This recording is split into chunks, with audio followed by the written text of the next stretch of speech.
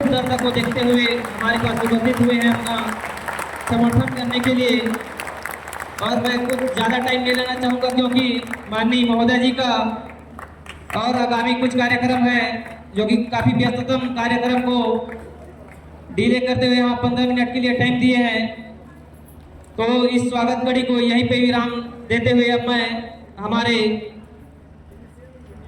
नेता प्रदेश अध्यक्ष कांग्रेस कमेटी छत्तीसगढ़ को मैं सादर आमंत्रित करना चाहूंगा। दो शब्द।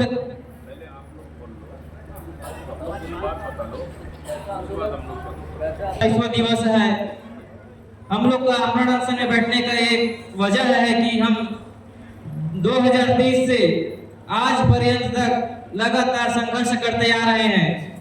हमारा मामला जो सहायक शिक्षक भर्ती 2023 का मामला है जिसमें 6285 पदों के लिए सहायक शिक्षक का एक नोटिफिकेशन आया था, भर्ती निकली हुई थी, जिसमें 4 चरण की काउंसलिंग तक 5301 पदों पर नियुक्ति हो चुका था, जिसमें डीएड बीएड दोनों को शामिल करके नियुक्ति दिया गया था।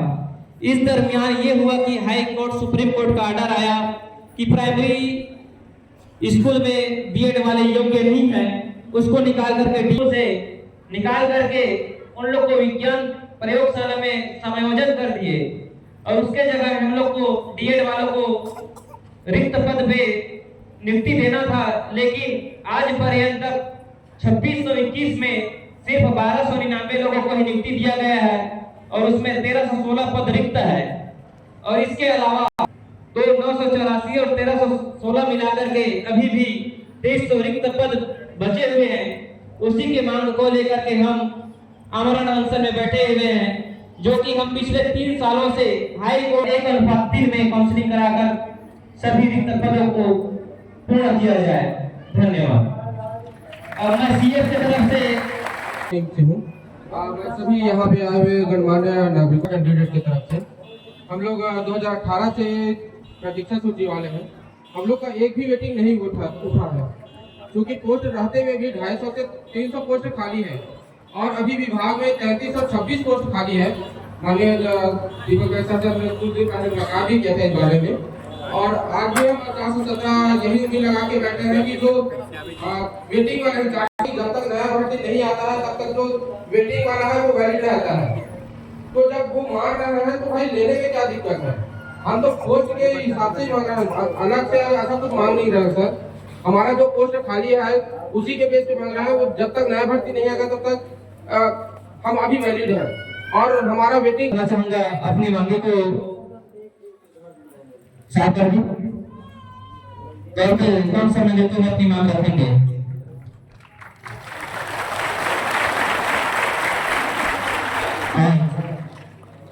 छत्तीसगढ़ स्कूल मध्याह्न भोजन रसोईया संघ के अनिश्चितकालीन धरना प्रदर्शन और बीएड के अभ्यर्थियों का धरना प्रदर्शन कार्यक्रम में उपस्थित हमारे कांग्रेस कमेटी के प्रदेश अध्यक्ष 1995 से पूरे भारत में मध्याह्न भोजन का शुभारंभ किया गया, जिससे प्रदेश के प्राथमिक एवं ग्राम पंचायत के माध्यम से सभी स्कूल में रसोइया की नियुक्ति भी किया गया, जो 2008 में ग्राम प्रदेश में महिला स्व सहायता समूह गठन होने के बाद उस जगह को रसोइया की जगह को महिला स्व सहायता समूह के को सौंप दिया गया, जिससे रसोइया के जो नौकरी भी खतरे में पहुंच चुका है। इधर की जो देश था जो परिस्थिति बहुत ही गंभीर होते जा रहा है, जिसमें हमारे नहीं दे पा रहे हैं। तो इन तमाम स्थिति परिस्थिति को देखते हुए मैं माननीय दीपक भाई जी से निवेदन करना चाहता हूं कि आप विपक्ष में बैठे हुए हैं, मांग है उसको विधानसभा में निश्चित ही उठाए और हमारे रसोइया संघ को कलेक्टर दर पर मांग पत्र आपको प्रेषित है। धन्यवाद।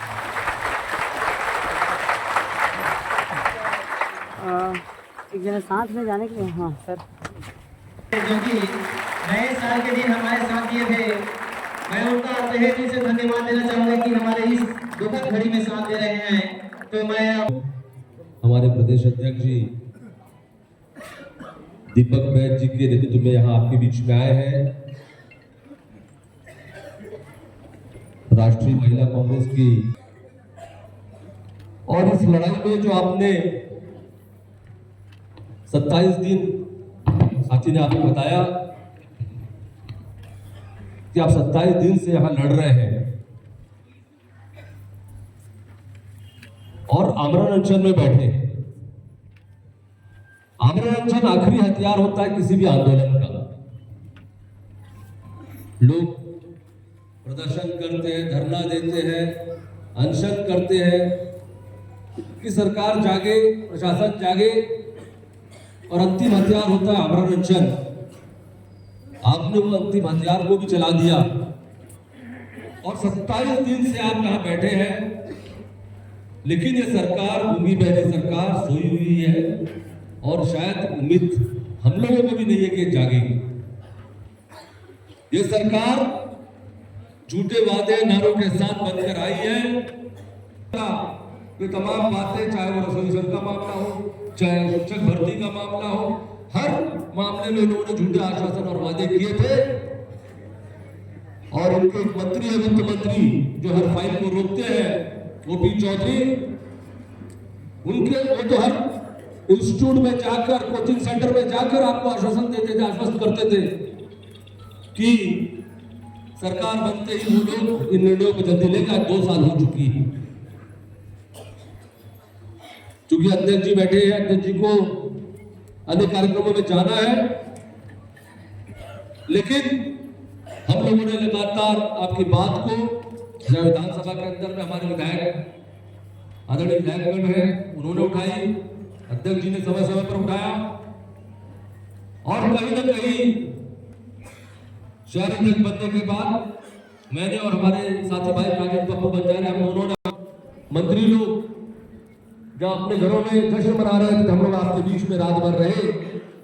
उसका कारण यही था कि हम आपके साथ हैं, इस बात को स्थापित करना था। बहुत सारे लोगों का, जो 2 लोगों का एम्बुलेंस में हम लोगों ने ले जाते देखा, और लगभग मुझे लगता है कि 100 से ऊपर लोग अब तक के हॉस्पिटलाइज हो चुके हैं, अमरपुर हॉस्पिटल में जा चुके हैं, जाके आ चुके हैं, फिर वापस आप लोग लेटे अनशन में बैठे हैं। ये बहुत ही द्रवित करने वाला, मन को दुखाने वाला एक पूरा एक स्थिति दिख रहा है। ये सरकार बहुत संवेदनहीन सरकार है। इनको लोगों की भावनाओं से मतलब नहीं, चाहे इनकी सरकार छत्तीसगढ़ के अंदर हो, चाहे दिल्ली के अंदर हो। आपको भी याद है, किसानों के आंदोलन में दिल्ली के अंदर में सैकड़ों किसान मारे गए थे, लेकिन वो सरकार जैसे सोई थी वैसे ही सोई रही। हालांकि उन्होंने बाद में मजबूर होकर काले कानून वापस लिए, लेकिन आपकी लड़ाई आज अनशन के स्वरूप में है। उस लड़ाई को अपने स्वार्थ को देखते हुए आप लड़े, अपने परिवार को भी देखते हुए लड़े। और मैंने आप लोगों से निवेदन किया था कि आपके जो क्षेत्र के विधायक लोग हैं, खासकर जो विपक्ष के या पक्ष के विधायक हैं, जो भाजपा के विधायक हैं, अपने परिवार के लोगों को उनको बोलिए कि वो जाए और उनकी नींद को उड़ाए। वहां पर वो स्थिति बननी चाहिए कि उनकी आवाज, वो लोग अपने विधायकों को जब घेरेंगे अपने अपने गांव में, अपने विधानसभा में, तो अपने आप मुख्यमंत्री तक आवाज जाएगी, इस सरकार तक आवाज जाएगी। तो मैं ज्यादा न कुछ कहते हुए हम सब पूरा आपको सबको आश्वस्त करते हैं, आपकी इस लड़ाई में जो आप निर्णय लेंगे हम आपके साथ हैं, और जो हमसे बन सकेगा, उनको लोगों ने बताया है कि कैसे लोग यहाँ पर आके किस दैनिक स्थिति में रह रहे हैं, किस परेशानियों में रह रहे हैं। उसके बाद में सरकार जागी रही है, जिसे वो आपके बीच आए हैं। जय छत्तीसगढ़। अब समय की महत्ता को देखते हुए मैं अब हमारे बीच उपस्थित पीसीसी अध्यक्ष माननीय श्री दीपक बैद जी को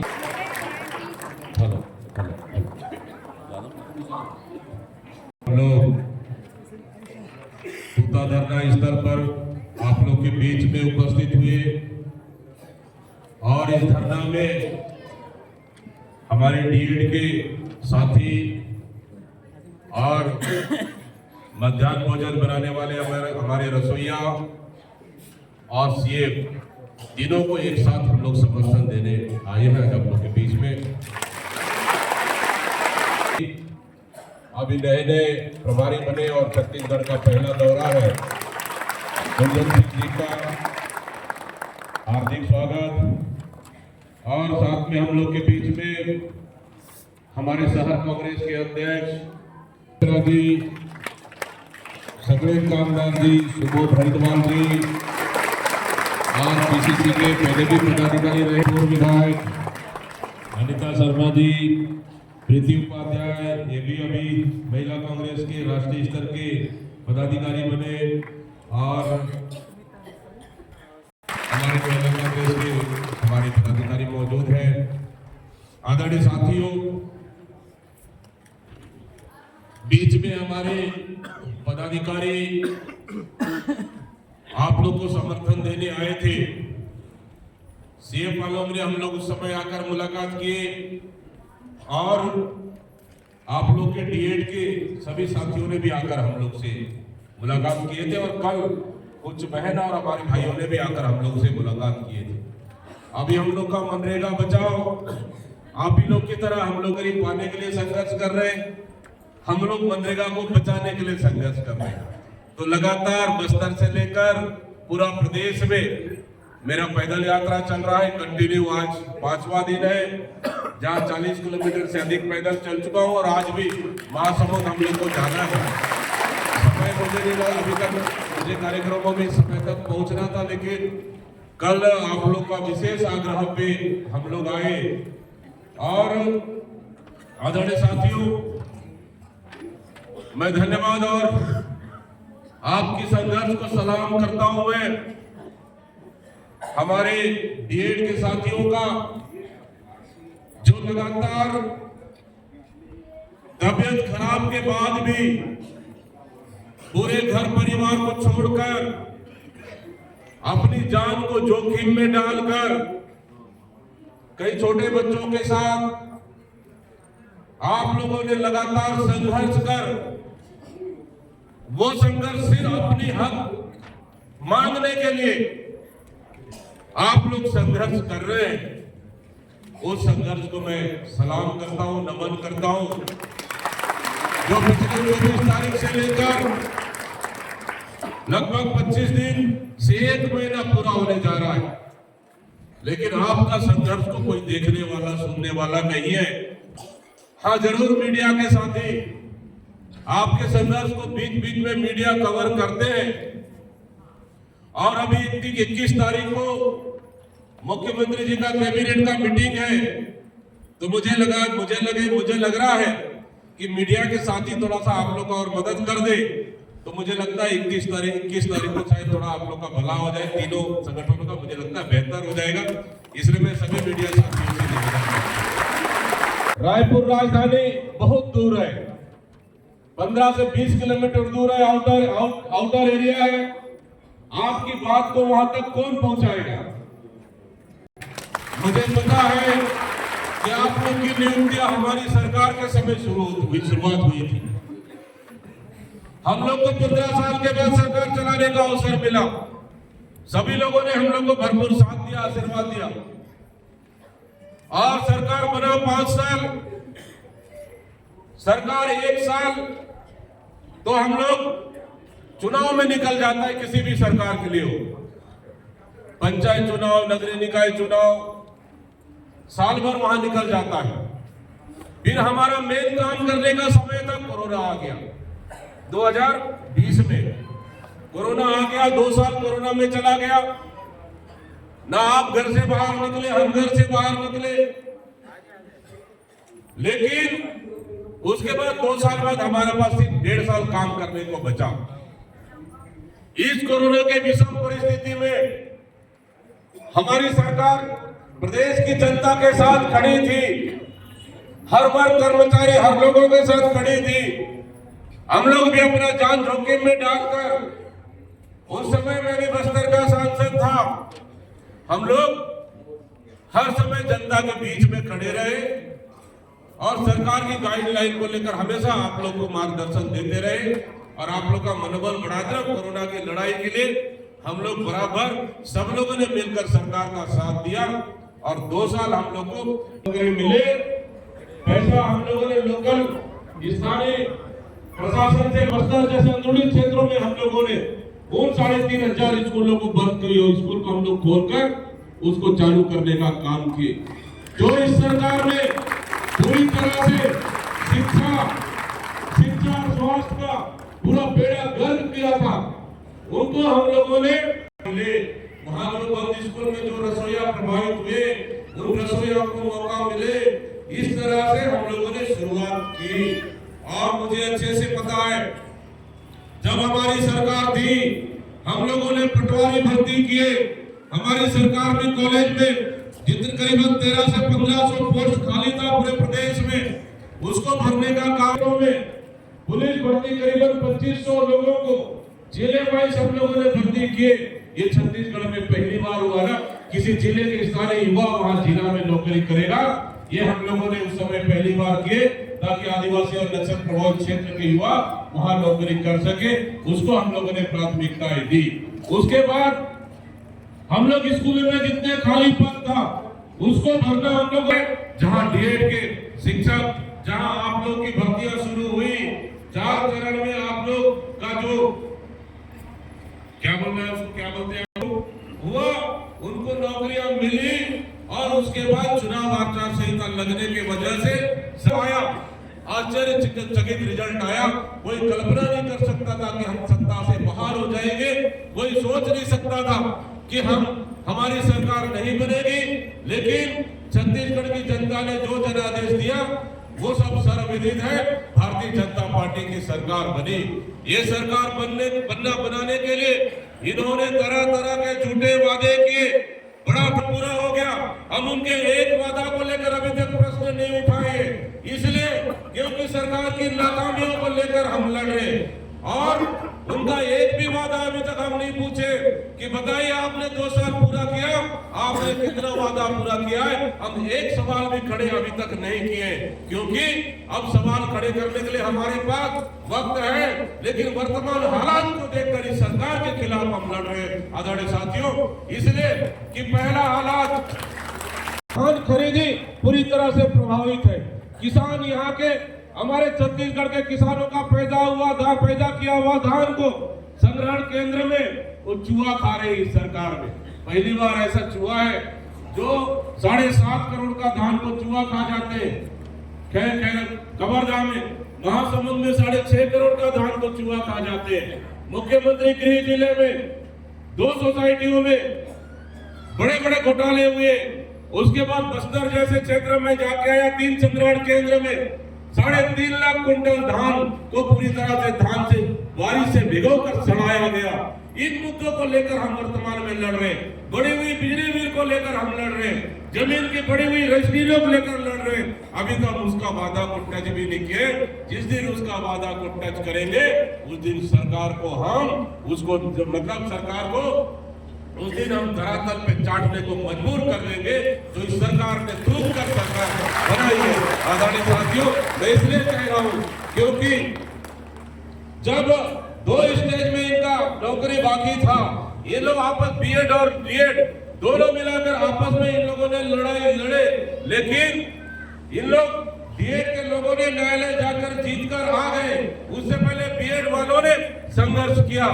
हम लोगों ने भी उनका समर्थन किए। सरकार ने उनको एडजस्ट किया, हमने धन्यवाद दिया कि उनका भविष्य कम से कम सुरक्षित हो गया। लेकिन आज जो आप लोग पात्र हो, जो योग्य हो, जो नौकरी आपको मिलना चाहिए, ये सरकार ने उसको क्यों रोक के रखा है, ये सबसे बड़ा सवाल है हमारा।